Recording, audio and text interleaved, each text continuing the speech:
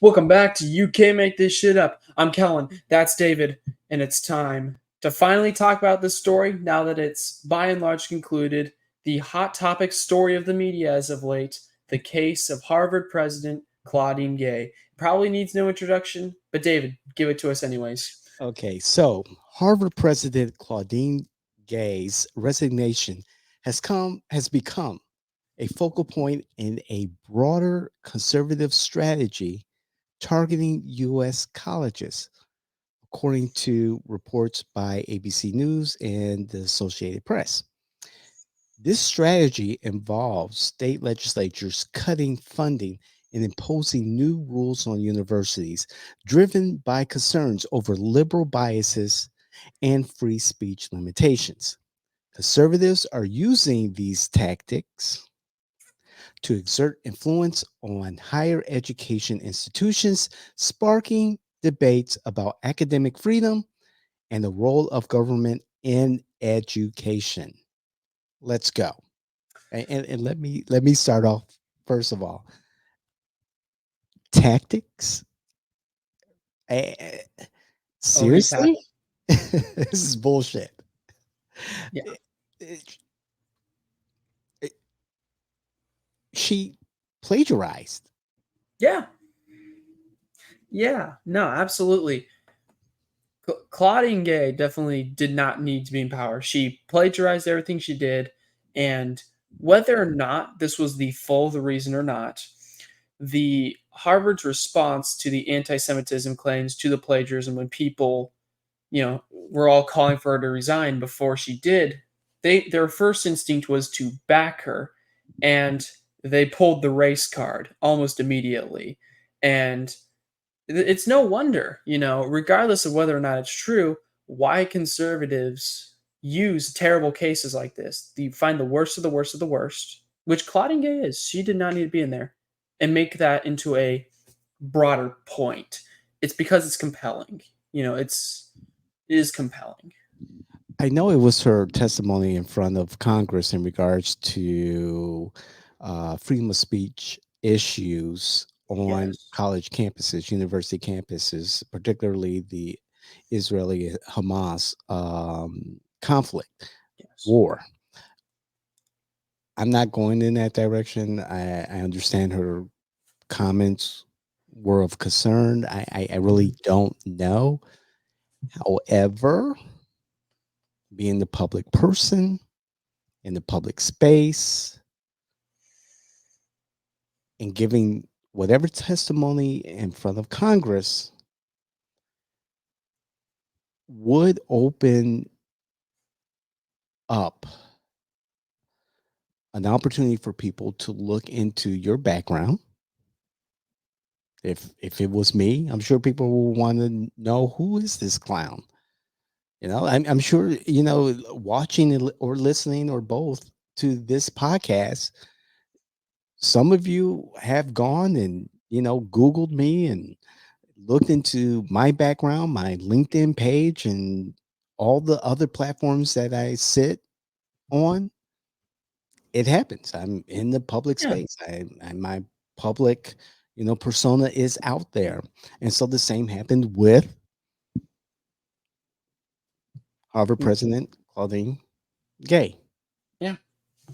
And there are some folks who will go further and examine that person's record, experience, publications, et cetera, et cetera. And this is the result. Yeah. We and for ABC or the AP to say, okay, to characterize this as, you know, techniques of conservatives or whoever to denounce a person or to minimize their contributions or question their authority and their position in that authority. That's far fetched to me. That's some bullshit. Yeah, and I agree with that point entirely. People, you know, this is a problem you find anywhere where there's debate in America, where people do this thing where they essentially claim bad faith of the argument of the other side. They're doing it to go after her because she's a minority. They're doing it to make because they don't like her personally. So they're doing everything they can to dig up dirt to go after her and sink her. I still see this argument about Richard Nixon with Watergate that it was just a bunch of people trying to go after him, Hmm. and that argument is complete. It's complete baloney. That was not the reason why she got into a controversy surrounding the First Amendment as related to protesting. It got in front of Congress. More people looked into her, and they found more than they were expecting. And then she resigned. I Now, know. I'm sorry. no, it's okay. We basically spoke at the same time. Mhm. I will concede to them that they are kind of right about this, about the anti-university, you know, mindset that Sure. a lot of conservatives have. Looking here in Florida specifically, because we have a really good example in our own backyard, the new College of Florida, which is shockingly not new. It is shockingly old for something called the new College of Florida. See, our governor, normally the government isn't as hands-on with public schooling as our governor is. So he basically went in because New College of Florida, it's a small liberal arts college, nothing much to see there. But he came in, basically kicked all the board out and put on stalwart conservative lobbying type people onto it. The idea, and the same thing happened with the University of Florida, our most prestigious institution. The idea being that I think conservatives feel slighted that they aren't represented and now in these colleges, and so now they're taking it by force. And I think by and large there is a fallacy of composition. A fallacy of composition being that what's true about the parts is inherently true about the whole, which is not right at all. You'll get a whack liberal teacher in a high school in New York. You're gonna get, like gender studies at Berkeley, and you're gonna get Claudine Gay. And the claim becomes, this is what they're teaching your kids. Your kids are being taught this. This is what their plan is. They have a plan. They're going to change our whole culture ground up because they hate America. It becomes that this is the purpose of the institution. The purpose of the institution is to force these ideas, but it's not. And it is important to know that if government on one side, politicos on one side, don't have your best interest in mind, you should probably assume the same about the other side until proven otherwise. It's like they're doing it for our own good, but they're also trying to do the same. Conservatives are trying to do the same things that liberals are, just with their issues instead. And I think that broader mindset is problematic. I think so. I agree with you, and it's unfortunate. It does hit hard. It may seem personal. Hmm. Um, Again, we're in the public space with Yes. our podcast, what we do. Excuse me. Um, Managing campaigns, the marketing, the branding, and not everyone's going to be satisfied or happy Yeah. with our results. Oh yeah. And it happens. That's business. And Mhm. there's going to be clowns who are going to try to clown us, in the public space. It happens. How we react is a different story. And again, if we're wrong, we correct those wrongs. But when we're right, we stand firm in our facts, in the fact that we are right. And so, in this particular instance, I believe now it's opening up more into the conversation about diversity, equity, and inclusion issues, race issues, because Claudine Gay is black, female. There's a lot of layers that people are tearing at here, and hopefully it doesn't get ugly.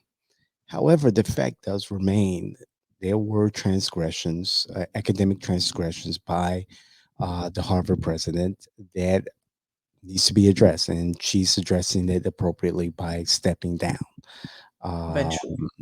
Eventually, yes, that's correct, and it's unfortunate for Claudine Gay. However, this is the politics of academia, and Yeah. are we going to see the last of this? No. As we see the arguments for and against affirmative action, DEI, um, feminism, things like that, we are seeing a new conversation. Let's put it that way, a new conversation. Yeah. And I'm not thrilled with the way the conversation has been going. The response from the more liberal wings on the issue has been to double down at all costs and more or less a choice to not compromise and address many issues in most cases. And the common conservative argument I find to be very extremely unproductive. It's just universities are evil. They're going after your kids. We have to destroy them. We have to defeat them. If I have issues with the home I live, I don't burn it down and build a new house on the same spot because then I have nowhere to sleep while it's getting built. I renovate the house I have. And I think too many conservatives are going to burn the house right now. Like they're seeking to burn the house. They want to like trash this thing. They want to leave this place in the dust and start from scratch. From scratch. In quotes, you didn't see it there. I can see David, but David can't see me. Just so you're wondering, everybody out there, when I say in air quotes, scratch, Yeah. and it's a load of nonsense. The actions of one person is not the actions of a group. An action of a group is signed by the members of the group, and it's a huge action. And I think Harvard fumbled very hard with their response. And I think her initial refusal to resign fumbled it hard.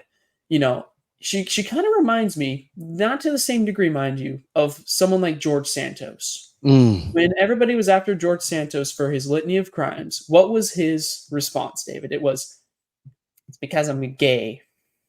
They're after me because I'm gay." No, George, It's it's awful. because you were not even the person you said you were. You're just some random guy. And those Okay. type of responses are cringe moments, are Yes. heart-rending moments that for me, like, oh no, no, no, no, no. We have to do better than that. You have to do better than that. You have to do better than that. And if those responses become commonplace, a lot of white people, a lot of them, unfortunately, already don't cut very much slack, Mm, you know, and I think many will capitalize on that. I think many people who are against minorities for one reason or another, to one degree or to a different degree, will capitalize on issues like these if they become more and more common and mhm, say, see, this is all minorities do. And that causes harm. That causes harm to their communities.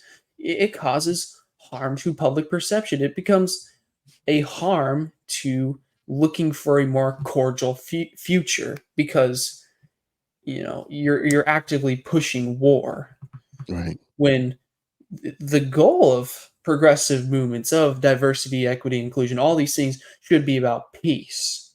It Mhm, should be about making peace with each other's differences, each other's backgrounds, but it's not panning out that way, unfortunately. And I do sympathize for the conservatives, but I don't think I do think they ultimately miss what the actual experience is. Most of them aren't even in these schools and make huge sweeping judgments about them.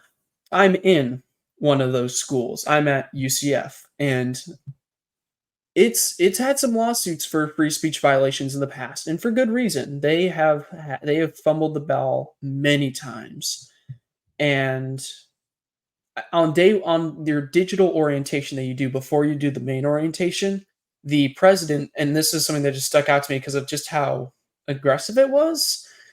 He pulls out a pie chart. Alexander Cartwright, he pulls out a pie chart and points to you how non-white his school is. That it's less than 50% white now. It wasn't the promotion wasn't, you know, we have huge diversity. It was no, we're not white. Come, Alex, please don't do me like that.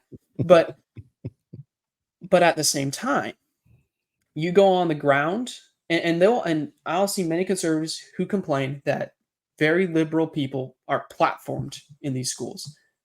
I Yeah. will tell you the loudest platformed voice at UCF, conservative Christians, the loudest platformed voice there is. We have people who shout verses in the different plazas, who sometimes block doors with flyers and all kinds of things. And you know what? The school lets them do it. They let them spread their ideas. They let them promote their cause. In a and you know what? The same goes for those super liberal people. They get their platform too. Conservatives get their platform too. Matt Walsh, did a tour in my school.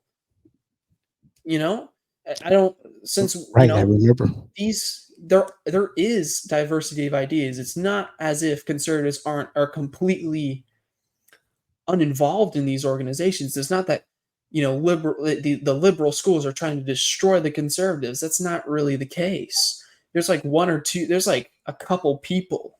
It's such a small group of people that think that way, and there's a small couple of people who think the same way about liberals. They want to destroy the liberals, supplant their conservative things.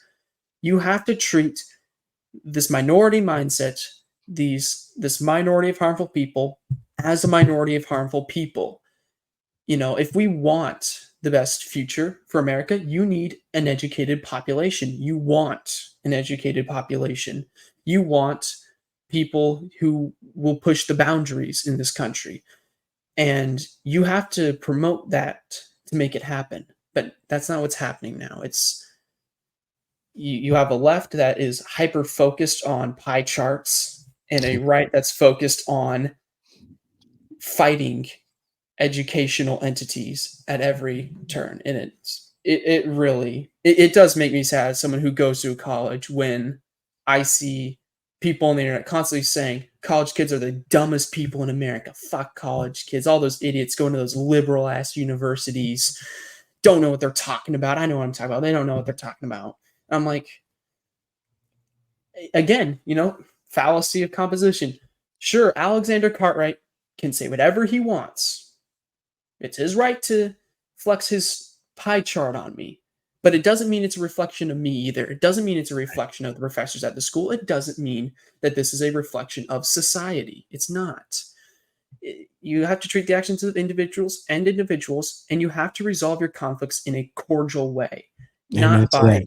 not by gutless internet attacks. I'm done talking for now. My voice is going to die. So on that note, this is not the last of what we'll hear in regards to Claudine Gay's situation, or this conversation about diversity, equity, and inclusion, and all those other issues. This is the cultural wars, the woke wars that we're facing. I don't think that I know it's not fair to say this is a technique of It's not. conservatives or any particular group to denounce a particular person or a particular race or a particular university or its standards or anything like that. I believe this is just the natural order of things, the natural order of, in a negative way, discrediting someone, um, in the positive way, doing our due diligence. However, I know that with social media, media in general, everything, everything is open for inspection and transparency. Yeah, absolutely. It's important to resolve issues cordially, like I said earlier. And it's important to understand, it's important for that group that will defend Claudine Gay to the dying death. The Mhm. tactic wasn't to denounce her. The tactic arose because she was denounced. They're Mhm. very, you have to separate those two things. They're not going after these professors and, planting evidence or making accusations in order to push their narrative. Their narrative arises from these things, and you have to attack a person's argument, not their character. Okay, you have to show them that you're willing to move on from this situation to, make sure that those free speech issues don't arise again. That is how you shut your critics up. Not all of them, but a lot of them. And yeah, ad hominem is not the way. The like button is the way. Hit it.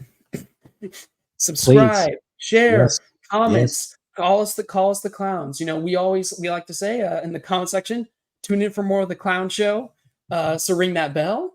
And we're Jane Washington Productions, your political innovators in Central Florida, and we are